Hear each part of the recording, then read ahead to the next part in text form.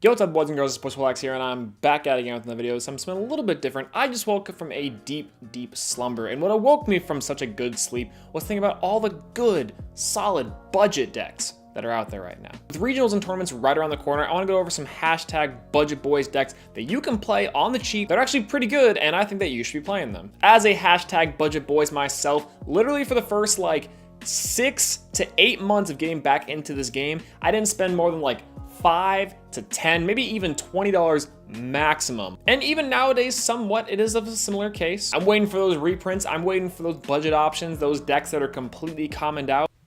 So without further ado, let's just jump into it. First things first, I want to give an honorable mention to Cybers. Cybers are an interesting deck because right now they have a myriad of support across multiple structure decks. The main hero and the anime plays them, so they have a lot of backing from Konami. And where I think you can build this deck pretty cheap, unfortunately I don't think it has the raw power and control that some of the other decks might have. Sure, you have some of the new support that just came out that makes the decks really good. However, overall I think the deck has some issues in terms of card advantage and gaining resources back. In addition to that, it doesn't necessarily put out the raw power that you'd expect it to. Kind of strange, and though I think their link monsters have been getting a lot better, this deck still has a lot of potential to it, and of course we'll be getting more support in the future, so I would keep an eye on it, but it's not necessarily something I would say take the tournament unless you're really, really itching to play that new cyber support. So first up on my list is going to be crawlers. Okay, so if I lost you so far, I apologize. However, hear me out on this one. Crawlers are so cheap to make, first and foremost. You could probably make this deck with just cards you have lying around your house. I've personally constructed 3 different crawler decks from the same base, just from opening up random packs, just winning them off of duels, going to locals. It's actually insane how easily accessible and cheap this deck is. In addition to that, if you want to splash in your trap cards or other cards that make it a little better, solemn strikes per chance, even some hand traps to kind of sprinkle in there, this deck can be pretty good, and the swarming effect of it is super obnoxious to deal with. The huge drawback to this deck, of course, is that it's a flip-based deck.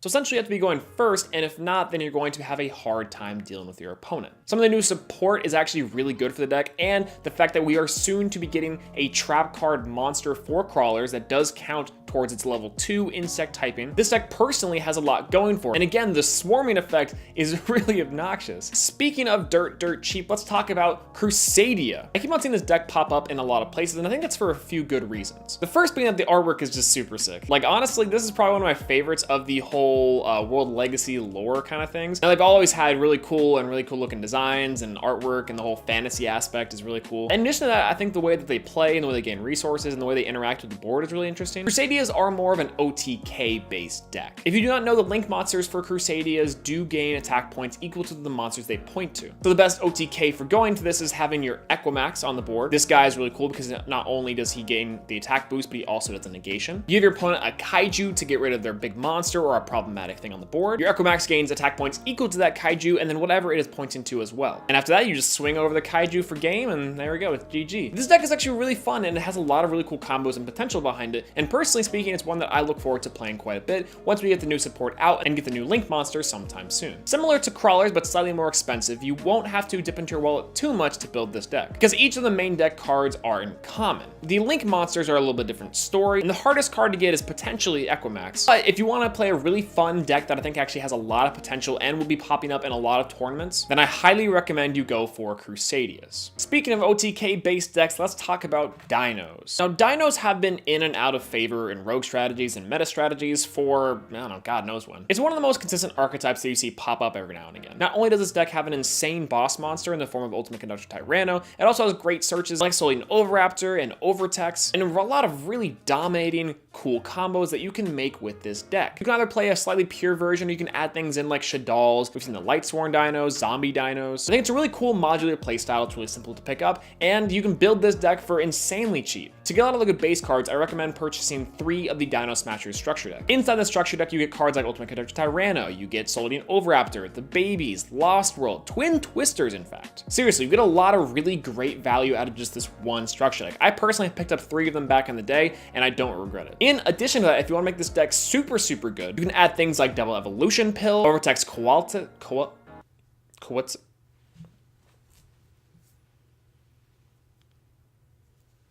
Codalus? I don't know.